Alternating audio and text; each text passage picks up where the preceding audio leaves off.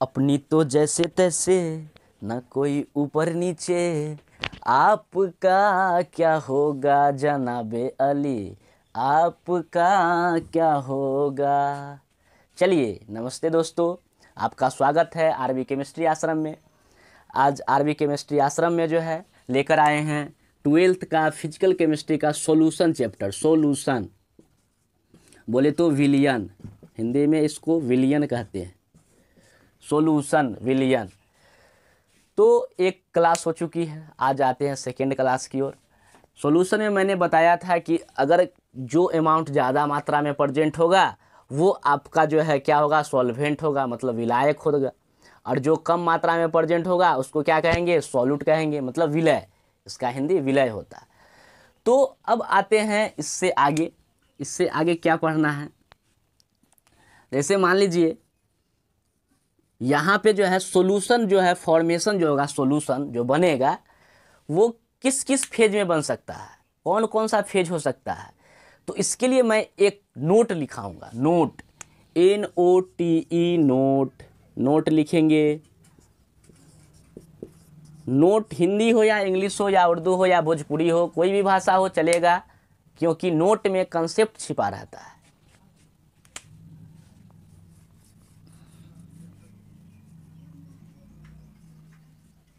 Solution phase is same as a solvent phase. मतलब क्या कि आपका जो है किसी भी, कोई भी सॉल्यूशन ले लो, किसी भी सॉल्यूशन का जो फेज होगा, फेज मतलब अवस्था, सॉलिड लिक्विड गैस, यहाँ पर 3 ही फेज है, ठीक है। प्लाज्मा उलाज्मा नहीं पढ़ना है। तो इसलिए जो है आप लोग आगे हायर स्टडी में पढ़िएगा तो पदार्थ के 5 अवस्था होते हैं, ठीक है। 3 अवस्था नहीं होता है, पदार्थ के 5 अवस्था होता है, सॉलिड लिक्विड गैस। उसके बाद जो है 2 ठो और है जो कि आप लोग को पढ़ना नहीं। किसी भी सॉल्यूशन का फेज विलायक मतलब सॉल्वेंट, इंग्लिश जब तक नहीं लिखते तब तक फीलिंग ये नहीं आता है, बात यहाँ है। किसी भी सॉल्यूशन का फेज सॉल्वेंट के फेज के समान होता है, वही इंग्लिश में लिखा हुआ है कि आपका सॉल्यूशन का फेज, जल्दी से स्क्रीनशॉट लीजिए। तो पहले आपका जो है सॉल्यूशन का फेज जो है, सॉल्यूशन का फेज क्या है, वही होगा जो आपका सॉल्वेंट का फेज होगा, मतलब विलायक का फेज होगा, वही होगा आपका सॉल्यूशन का फेज। चलिए अब आते हैं, जैसे फॉर एग्जाम्पल लेते हैं। आज का लेक्चर बहुत इंपॉर्टेंट है, आज समझ में आ गया तो पूरा सॉल्यूशन जो है धुआं धुआं हो जाएगा। अगर नहीं समझ में आया तो पूरा सॉल्यूशन को आपको पूरा सॉल्यूशन धुआं धुआं कर देगा। तो इसलिए जो है देखिए, कोई भी सॉल्यूशन बनता है, सपोज दैट कोई सॉल्यूशन बनता है, विलियन जो है, कोई विलियन बनता है किस किस चीज़ से मिलकर, मिनिमम 2 चीज़ से, solute plus solvent, solute plus में सॉल्वेंट। चलिए पहला जो है हम लेते हैं फर्स्ट फेज, सॉलिड ले लिए, ये सॉलिड ले लिए। दूसरा फेज ले रहे हैं लिक्विड ले रहे हैं। तीसरा फेज ले रहे हैं गैस ले रहे हैं, ठीक। इसमें भी जो है आपका सॉल्वेंट में जो मान लीजिए लिक्विड ले लिए, इसमें जो है आपका सॉलिड ले लिए, इसमें जो है आपका गैस ले लिए। तो यहाँ पे लिक्विड भी हो सकता है, ऐसा हम सिर्फ 3 एग्जाम्पल ही लेके बता रहे हैं, वैसे तो 6 एग्जाम्पल 7 बहुत सारा हो सकता है। तो वैसे देखिए ये जो है आपका सॉल्वेंट किस फेज का है, लिक्विड फेज का। तो आपका सॉल्यूशन कौन फेज का बनेगा, लिक्विड फेज का। देखिए सॉल्वेंट जो है आपका किस फेज का, सॉलिड फेज का। तो आपका सॉल्यूशन भी किस फेज में बनेगा, सॉलिड फेज में। देखिए आपका सॉल्वेंट किस फेज का है, गैस फेज का, सॉल्यूशन भी किस फेज का बनेगा, गैस फेज का। ऐसा क्यों हो रहा है, क्योंकि मैंने बोल रखा है कि सॉल्वेंट उसे कहते हैं जो सॉल्यूशन में ज़्यादा मात्रा में प्रेजेंट होगा, ज़्यादा मात्रा में प्रेजेंट रहेगा तब तो ही दिखाई देगा वही चीज़ बहुत ज़्यादा, तो इसलिए जो है सॉल्यूशन में भी वही चीज़ दिखाई देता है। सॉल्यूट तो थोड़ा कम मात्रा में होते हैं इसलिए ये थोड़ा कम दिखाई देते हैं। बात समझ में आई। तो अगर इस सॉल्यूशन को लिखने का कोशिश करेंगे तो इसमें क्या लिखाता है, इसको हम लोग ऐसे लिख सकते हैं, liquid in liquid, liquid in solid है यहाँ पे, liquid in solid solution, liquid in solid solution. क्या लिखेंगे देखो, मतलब लिक्विड इन मतलब सॉल्वेंट में हम ना सॉल्यूट को डालते हैं, सॉल्वेंट में ही सॉल्यूट डाला जाता है, तो सॉल्वेंट किस फेज का है, तो लिक्विड फेज का, इसलिए liquid in solid solution, liquid in solid, तब इन दोनों को मिला दिए तब सॉल्यूशन लिखते हैं कि मतलब ये जो सॉल्यूशन तैयार होगा लिक्विड इन सॉलिड सॉल्यूशन कहलाएगा वो। जैसे ये सॉल्यूशन तैयार होगा तो इसका नाम क्या हो जाएगा, सॉलिड इन, क्योंकि सॉलिड है, सॉल्वेंट जो रहेगा उसी में डालना है, सॉलिड इन लिक्विड सॉल्यूशन।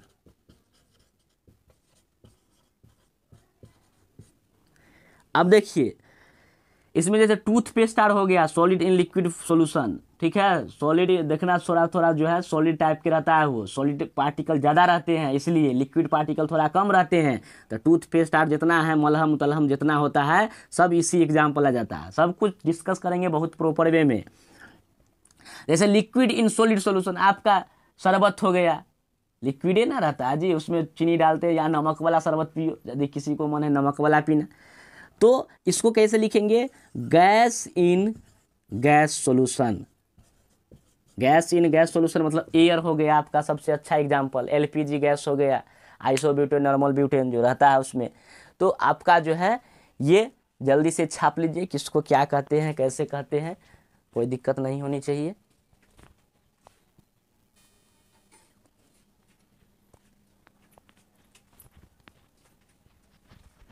चलिए अब आते हैं इसके आगे,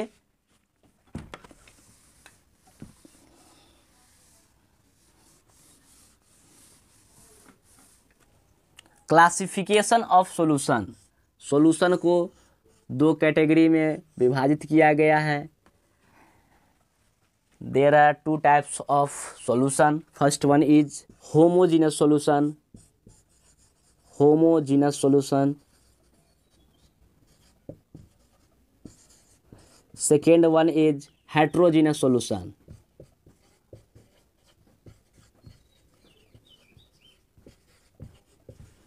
इसको बोलते हैं समांगी विलयन,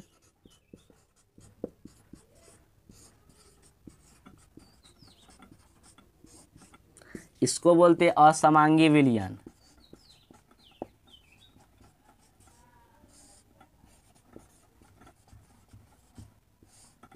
चलिए पहले तो इतना छापिए या स्क्रीनशॉट लीजिए जल्दी से।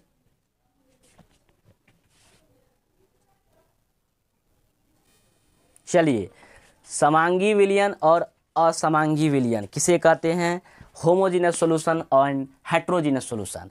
होमोजीनस सॉल्यूशन करने का अर्थ ये होता है, एग्जाम्पल से समझेंगे, फीलिंग लेंगे, ये सब कभी आता जाता है नहीं एग्जाम में, ठीक है, कि होमोजीनस सॉल्यूशन किसे कहेंगे, हेट्रोजीनस सॉल्यूशन कैसे कहते, बस समझो, तब ये सब बारीकी से समझोगे पॉइंट टू पॉइंट, तब आगे जो है फीलिंग आएगी, नहीं तो फिर वही धुआं धुआं होते रहेगा पूरा केमिस्ट्री, पता चला कि ख़त्म हो गया, कुछ सीखे भी नहीं। होमोजीनस सॉल्यूशन, जैसे मान लीजिए मैंने बनाया क्या, शरबत, शरबत इसका एग्जाम्पल ले लीजिए, सबसे सिंपल सब लोग जानते हैं शरबत, ठीक, इसमें पानी मिला दिए हैं और क्या चीनी मिला दिए हैं, ज़्यादा कुछ नहीं मिलाए हैं, और कुछ कुछ मिला सकते हैं, पानी चीनी मिला के इसको घोल बना दिए हैं, इसको कहते हैं घोले कहते हैं, देहाती भाषा में घोले कहते हैं, विलयन को घोल कहते हैं, ठीक है, सॉल्यूशन इसका इंग्लिश में नाम है। तो वो लोग नहीं समझ लेंगे सॉल्यूशन मतलब हल, एगो हल होता है, ठीक है, कोई क्वेश्चन है उसका सॉल्यूशन बताओ तो वो हल होता है, वो नहीं है, यहाँ पर विलयन है।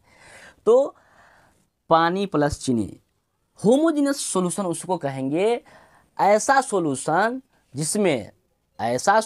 जिसमें किसी भी पॉइंट पर से यदि हम उसका मॉलिक्यूल्स लेते हैं तो उसका गुण समान हो, उसका प्रॉपर्टीज सेम हो, तो वैसे सॉल्यूशन को क्या कहते हैं, होमोजीनस सॉल्यूशन। ऐसा नहीं है कि ये शरबत ले लिए तो नीचे से उठाएंगे तो खट्टा लग गया और ऊपर से उठाएंगे तो मीठा लगेगा और बीच में से उठाएंगे तो नमकीन लगेगा। ऐसा होता है? नहीं होता है।